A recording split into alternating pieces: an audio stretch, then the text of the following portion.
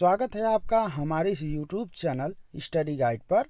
दोस्तों, आज हम भारत के राष्ट्रपति से जुड़े पार्ट 3 को लेकर के आए हैं, जिसमें हमने 25 सबसे इम्पॉर्टेंट क्वेश्चंस को कवर किया है। फ्रेंड्स, हम आपको बता दें कि इससे पहले हमने पार्ट 1 और पार्ट 2 में कुल मिला करके 45 क्वेश्चंस को कवर किया है, जो आपके किसी भी गवर्नमेंट एग्जाम में काफ़ी हेल्पफुल होगी। यदि आपने अभी तक उन वीडियोस को नहीं देखा है तो प्लीज़ इस चैनल के प्लेलिस्ट में जा करके उन्हें ज़रूर देखिए। तो चलिए बिना किसी देरी के शुरू करते हैं आज का अपना यह सेशन। क्वेश्चन नंबर 1, भारतीय संविधान के किस अनुच्छेद के तहत राष्ट्रपति अध्यादेश जारी कर सकता है? आपके ऑप्शंस हैं। ऑप्शन ए अनुच्छेद 123 के तहत, ऑप्शन बी अनुच्छेद 103 के तहत, ऑप्शन सी अनुच्छेद 250 के तहत, या फिर ऑप्शन डी अनुच्छेद 356 के तहत। सो फ्रेंड्स, इसका जो सही जवाब है वो है ऑप्शन ए अनुच्छेद 123 के तहत। दोस्तों, भारतीय संविधान के अनुच्छेद 123 के तहत राष्ट्रपति को अध्यादेश जारी करने की शक्ति प्राप्त है। तो इस तरह से आपका ऑप्शन ए सही हो जाता है। चलिए बढ़ते अगले क्वेश्चन की तरफ। क्वेश्चन नंबर 2, भारतीय संविधान के किस अनुच्छेद के तहत राष्ट्रपति को वीटो करने की शक्ति प्राप्त होती है? आपके ऑप्शंस हैं। ऑप्शन ए अनुच्छेद 112 के तहत, ऑप्शन बी अनुच्छेद 111 के तहत, ऑप्शन सी अनुच्छेद 154 के तहत, या फिर ऑप्शन डी अनुच्छेद 114 के तहत। सो फ्रेंड्स, इसका जो सही जवाब है वो है ऑप्शन बी अनुच्छेद 111 के तहत। दोस्तों, भारतीय संविधान के अनुच्छेद 111 के तहत राष्ट्रपति को वीटो करने की शक्ति प्राप्त होती है। तो इस तरह से आपका ऑप्शन बी सही हो जाता है। चलिए बढ़ते अगले क्वेश्चन की तरफ। क्वेश्चन नंबर 3, भारत का राष्ट्रपति सामान्य परिस्थिति में निम्नलिखित में से किस सूची पर अध्यादेश जारी कर सकता है? आपके ऑप्शंस हैं। ऑप्शन ए राज्य सूची पर, ऑप्शन बी केंद्र सूची पर, ऑप्शन सी समवर्ती सूची पर, या फिर ऑप्शन डी केंद्र एवं समवर्ती सूची दोनों पर। सो फ्रेंड्स, इसका जो सही जवाब है वो है ऑप्शन डी केंद्र एवं समवर्ती सूची दोनों पर। दोस्तों, भारत का राष्ट्रपति सामान्य परिस्थिति में केंद्र एवं समवर्ती सूची दोनों पर अध्यादेश जारी कर सकता है। तो इस तरह से आपका ऑप्शन डी सही हो जाता है। चलिए बढ़ते अगले क्वेश्चन की तरफ। क्वेश्चन नंबर 4, निम्नलिखित में से कौन राष्ट्रपति द्वारा जारी किए गए अध्यादेश के निर्णय के दुरुपयोग होने पर रोक लगाता है? आपके ऑप्शंस हैं। ऑप्शन ए कार्यपालिका, ऑप्शन बी विधायिका, ऑप्शन सी न्यायपालिका, या फिर ऑप्शन डी उपर्युक्त में से कोई नहीं। सो फ्रेंड्स, इसका जो सही जवाब है वो है ऑप्शन सी न्यायपालिका। दोस्तों, भारतीय न्यायपालिका यदि राष्ट्रपति द्वारा जारी किए गए अध्यादेश का दुरुपयोग होता है तो उस पर रोक लगाती है। तो इस तरह से आपका ऑप्शन सी सही हो जाता है। चलिए बढ़ते अगले क्वेश्चन की तरफ। क्वेश्चन नंबर 5, निम्नलिखित में से भारत के राष्ट्रपति को कौन सी वीटो शक्ति प्राप्त नहीं है? आपके ऑप्शंस हैं। ऑप्शन ए निरपेक्ष वीटो, ऑप्शन बी जेबी वीटो, ऑप्शन सी विशेषित वीटो, या फिर ऑप्शन डी निलंबनकारी वीटो। सो फ्रेंड्स, इसका जो सही जवाब है वो है ऑप्शन सी विशेषित वीटो। दोस्तों, भारतीय संविधान के अनुसार राष्ट्रपति को विशेषित वीटो की शक्ति प्राप्त नहीं है। विशेषित वीटो अमेरिकी राष्ट्रपति को प्राप्त होती है। तो इस तरह से आपका ऑप्शन सी सही हो जाता है। चलिए बढ़ते अगले क्वेश्चन की तरफ। क्वेश्चन नंबर 6, निम्नलिखित में से किस वीटो का प्रयोग राष्ट्रपति अपने स्वविवेक से करता है? आपके ऑप्शंस हैं। ऑप्शन ए जेबी वीटो का, ऑप्शन बी निरपेक्ष वीटो का, ऑप्शन सी निलंबनकारी वीटो का, या फिर ऑप्शन डी उपरोक्त सभी। सो फ्रेंड्स, इसका जो सही जवाब है वो है ऑप्शन ए जेबी वीटो का। दोस्तों, भारतीय संविधान के अनुच्छेद 74 खंड 1 के तहत राष्ट्रपति जेबी वीटो का प्रयोग अपने स्वविवेक से कर सकता है। तो इस तरह से आपका ऑप्शन ए सही हो जाता है। चलिए बढ़ते अगले क्वेश्चन की तरफ। क्वेश्चन नंबर 7, भारत में सर्वप्रथम पॉकेट वीटो का प्रयोग करने का श्रेय निम्नलिखित में से किस राष्ट्रपति को जाता है? आपके ऑप्शंस हैं। ऑप्शन ए रामनाथ कोविंद को, ऑप्शन बी प्रतिभा देवी सिंह पाटिल को, ऑप्शन सी ज्ञानी जैल सिंह को, या फिर option D doctor Rajendra Prasad को। सो फ्रेंड्स, इसका जो सही जवाब है वो है ऑप्शन सी ज्ञानी जैल सिंह को। दोस्तों, ज्ञानी जैल सिंह भारत के ऐसे प्रथम राष्ट्रपति थे जिन्होंने सर्वप्रथम पॉकेट वीटो यानी कि जेबी वीटो का प्रयोग किया था। तो इस तरह से आपका ऑप्शन सी सही हो जाता है। चलिए बढ़ते अगले क्वेश्चन की तरफ। क्वेश्चन नंबर 8, भारतीय संविधान के किस अनुच्छेद के तहत राष्ट्रपति को क्षमादान की शक्ति प्राप्त है? आपके ऑप्शंस हैं।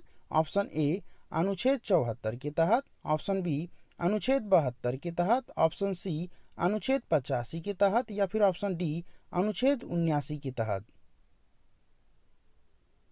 सो फ्रेंड्स, इसका जो सही जवाब है वो है ऑप्शन बी अनुच्छेद 72 के तहत। दोस्तों, भारतीय संविधान के अनुच्छेद 72 के तहत राष्ट्रपति को क्षमादान की शक्ति प्राप्त होती है। तो इस तरह से आपका ऑप्शन बी सही हो जाता है। चलिए बढ़ते हैं अगले क्वेश्चन की तरफ। क्वेश्चन नंबर 9, भारत के राष्ट्रपति को कुल कितने प्रकार की क्षमादान की शक्ति प्राप्त है? आपके ऑप्शन हैं। ऑप्शन ए 5 प्रकार की, ऑप्शन बी 2 प्रकार की, ऑप्शन सी 3 प्रकार की, या फिर ऑप्शन डी 4 प्रकार की। सो फ्रेंड्स, इसका जो सही जवाब है वो है ऑप्शन ए 5 प्रकार की। दोस्तों, भारतीय संविधान के अनुच्छेद 72 के तहत राष्ट्रपति को कुल 5 प्रकार की क्षमादान की शक्ति प्राप्त होती है। तो इस तरह से आपका ऑप्शन ए सही हो जाता है। चलिए बढ़ते अगले क्वेश्चन की तरफ।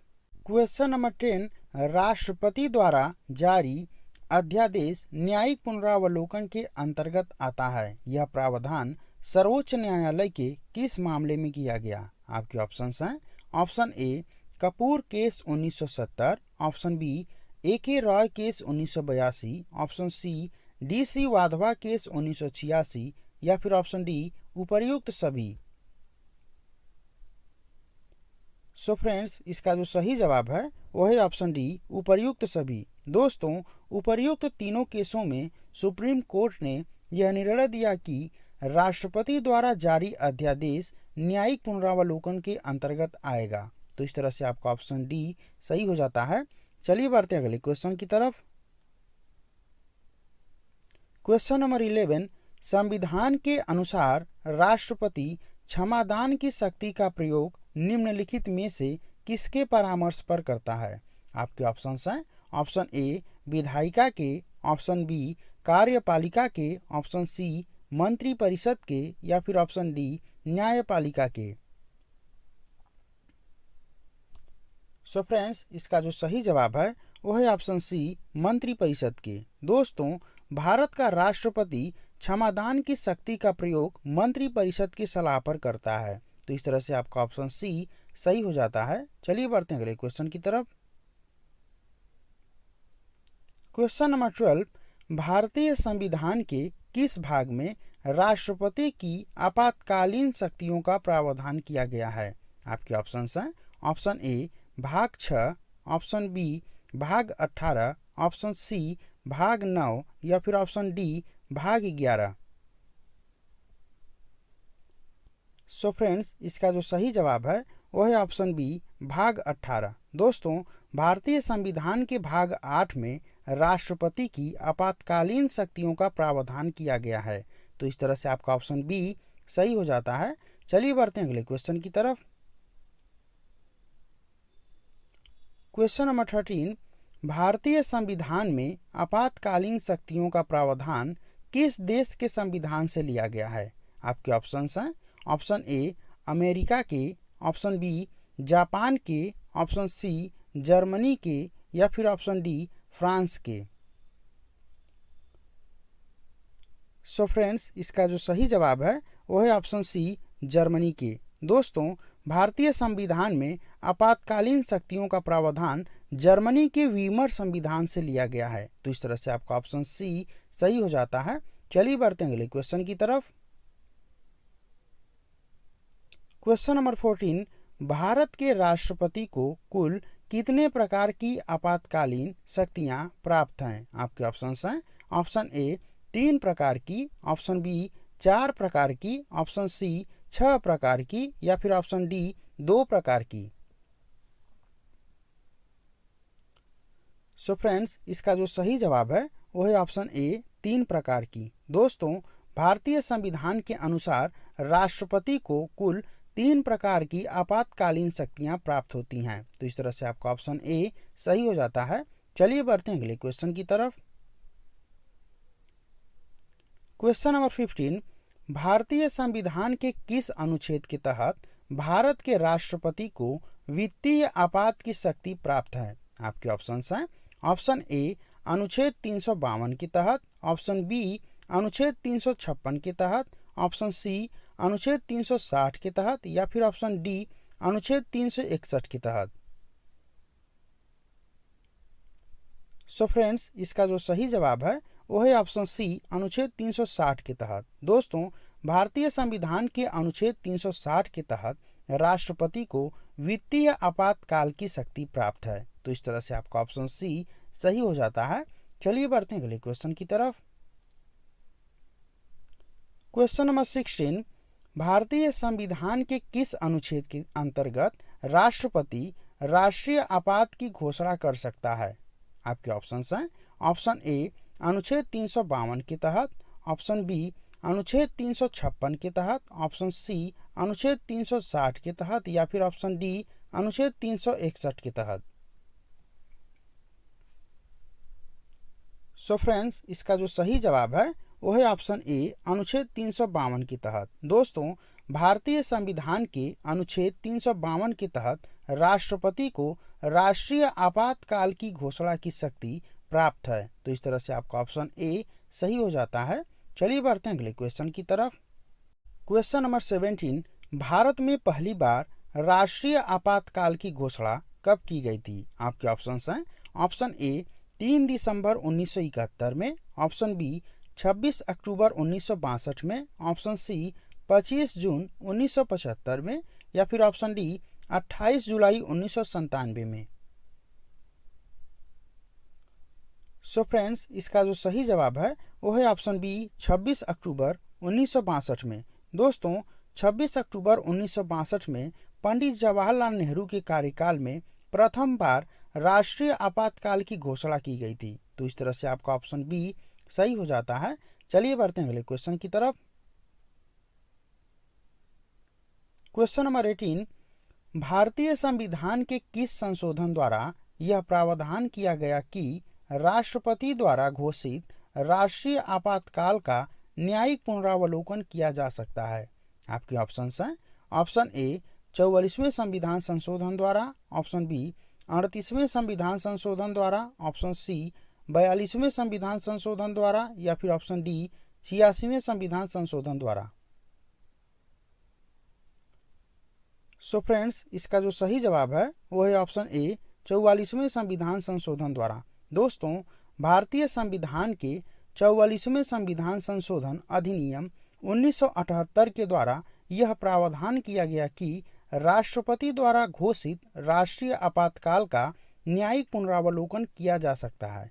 तो इस तरह से आपका ऑप्शन ए सही हो जाता है। चलिए बढ़ते हैं अगले क्वेश्चन की तरफ। क्वेश्चन नंबर 19, भारतीय संविधान के अनुसार राष्ट्रपति शासन को संसद के दोनों सदनों द्वारा अनुमोदन करने पर एक बार में कितने समय के लिए आगे बढ़ाया जा सकता है? आपके ऑप्शंस हैं। ऑप्शन ए 8 महीनों के लिए, ऑप्शन बी 6 महीनों के लिए, ऑप्शन सी 3 महीनों के लिए, या फिर ऑप्शन डी 4 महीनों के लिए। सो फ्रेंड्स, इसका जो सही जवाब है वो है ऑप्शन बी 6 महीनों के लिए। दोस्तों, यदि राष्ट्रपति शासन की घोषणा कर देता है तो संसद के दोनों सदनों द्वारा उसका अनुमोदन करने पर 6 महीने के लिए उसे आगे बढ़ाया जा सकता है। तो इस तरह से आपका ऑप्शन बी सही हो जाता है। चलिए बढ़ते हैं अगले क्वेश्चन की तरफ। क्वेश्चन नंबर 20, किसी भी राज्य में राष्ट्रपति शासन की अधिकतम अवधि कितनी हो सकती है? आपके ऑप्शन हैं ऑप्शन ए 6 महीना, ऑप्शन बी 2 वर्ष, ऑप्शन सी 4 वर्ष या फिर ऑप्शन डी 3 वर्ष। सो फ्रेंड्स, इसका जो सही जवाब है वो है ऑप्शन डी 3 वर्ष। दोस्तों, राष्ट्रपति शासन अधिकतम किसी भी राज्य में 3 वर्ष के लिए लगाया जा सकता है। तो इस तरह से आपका ऑप्शन डी सही हो जाता है। चलिए बढ़ते हैं अगले क्वेश्चन की तरफ। क्वेश्चन नंबर 21, भारत में अब तक कितनी बार वित्तीय आपातकाल की घोषणा की जा चुकी है? आपके ऑप्शंस हैं ऑप्शन ए 1 बार, ऑप्शन बी 3 बार, ऑप्शन सी 2 बार या फिर ऑप्शन डी 1 बार भी नहीं। सो फ्रेंड्स, इसका जो सही जवाब है वो है ऑप्शन डी 1 बार भी नहीं। दोस्तों, भारत में अब तक 1 बार भी राष्ट्रपति द्वारा वित्तीय आपातकाल की घोषणा नहीं की गई है। तो इस तरह से आपका ऑप्शन डी सही हो जाता है। तो चलिए बढ़ते हैं अगले क्वेश्चन की तरफ। क्वेश्चन नंबर 22, निम्नलिखित में से किसने संविधान के अनुच्छेद 356 को मृत शब्द यानी कि डेड लेटर की संज्ञा दी है? आपके ऑप्शन हैं ऑप्शन ए डॉक्टर भीमराव अंबेडकर ने, ऑप्शन बी महात्मा गांधी ने, option C doctor Rajendra Prasad ने या फिर ऑप्शन डी जवाहरलाल नेहरू ने। सो फ्रेंड्स, इसका जो सही जवाब है वो है option A doctor Bhimrao Ambedkar ने। दोस्तों, डॉक्टर भीमराव अंबेडकर ने भारतीय संविधान के अनुच्छेद 356 को मृत शब्द यानी कि डेड लेटर की संज्ञा दी है। तो इस तरह से आपका ऑप्शन ए सही हो जाता है। चलिए बढ़ते हैं अगले क्वेश्चन की तरफ। क्वेश्चन नंबर 23, निम्नलिखित में से किस राज्य में 3 वर्ष से अधिक राष्ट्रपति शासन लगाया जा चुका है? आपके ऑप्शन हैं ऑप्शन ए पंजाब में, ऑप्शन बी जम्मू कश्मीर में, ऑप्शन सी उपर्युक्त दोनों में या फिर ऑप्शन डी उत्तर प्रदेश में। सो फ्रेंड्स, इसका जो सही जवाब है वो है ऑप्शन सी उपर्युक्त दोनों में। दोस्तों, पंजाब एवं जम्मू कश्मीर में अपवाद के रूप में 3 वर्ष से अधिक राष्ट्रपति शासन लगाया जा चुका है। तो इस तरह से आपका ऑप्शन सी सही हो जाता है। चलिए बढ़ते हैं अगले क्वेश्चन की तरफ। क्वेश्चन नंबर 24, निम्नलिखित में किस राज्य में अब तक सर्वाधिक बार राष्ट्रपति शासन लगाया जा चुका है? आपके ऑप्शन हैं ऑप्शन ए महाराष्ट्र में, ऑप्शन बी गुजरात में, ऑप्शन सी मणिपुर में या फिर ऑप्शन डी उत्तर प्रदेश में। सो फ्रेंड्स, इसका जो सही जवाब है वो है ऑप्शन डी उत्तर प्रदेश में। दोस्तों, उत्तर प्रदेश में अब तक सर्वाधिक बार राष्ट्रपति शासन लगाया जा चुका है। यहाँ अब तक 10 बार राष्ट्रपति शासन लगाया जा चुका है। तो इस तरह से आपका ऑप्शन डी सही हो जाता है। चलिए बढ़ते हैं अगले क्वेश्चन की तरफ। क्वेश्चन नंबर 25, निम्न में से किस प्रधानमंत्री के कार्यकाल में सबसे अधिक बार राष्ट्रपति शासन लगाया जा चुका है? आपके ऑप्शन हैं ऑप्शन ए जवाहरलाल नेहरू के, ऑप्शन बी इंदिरा गांधी के, ऑप्शन सी राजीव गांधी के या फिर ऑप्शन डी अटल बिहारी वाजपेयी के। सो फ्रेंड्स, इसका जो सही जवाब है वो है ऑप्शन बी इंदिरा गांधी के। दोस्तों, इंदिरा गांधी के कार्यकाल में अब तक सर्वाधिक बार राष्ट्रपति शासन लगाया गया है। तो इस तरह से आपका ऑप्शन बी सही हो जाता है। चलिए बढ़ते हैं अगले क्वेश्चन की तरफ। सो फ्रेंड्स, ये आपका होमवर्क है जिसका उत्तर आपको वीडियो के कमेंट बॉक्स में जाकर के देना है। तो चलिए पढ़ते हैं इस प्रश्न को। राष्ट्रपति द्वारा प्रदान किए गए क्षमादान के तहत लघुकरण प्रकार के क्षमादान का शाब्दिक अर्थ क्या होता है? आपके ऑप्शन हैं ऑप्शन ए दंड के प्रकार को बदलकर हल्के प्रकार का दंड देना, ऑप्शन बी अपराधी को सजा मुक्त और दोष मुक्त करना, ऑप्शन सी दंड की मात्रा कम कर देना या फिर ऑप्शन डी मृत्यु दंड के क्रियान्वयन को रोक देना। सो फ्रेंड्स, इसका उत्तर आप लोग वीडियो के कमेंट बॉक्स में ज़रूर दीजिएगा। तो दोस्तों, मैं आशा करता हूँ कि ये वीडियो आपको पसंद आया होगा। यदि ये वीडियो आपको पसंद आए तो प्लीज़ इस चैनल को लाइक कीजिए, शेयर कीजिए और सब्सक्राइब कीजिए। दोस्तों, इस तरह की वीडियोस मैं इस चैनल पर लेकर प्रतिदिन आता रहता हूं, तो इस चैनल से जुड़े किसी भी अपडेट को पाने के लिए हमारे चैनल के साथ जुड़े रहें। तो मिलते हैं अगले वीडियो में, तब तक के लिए धन्यवाद।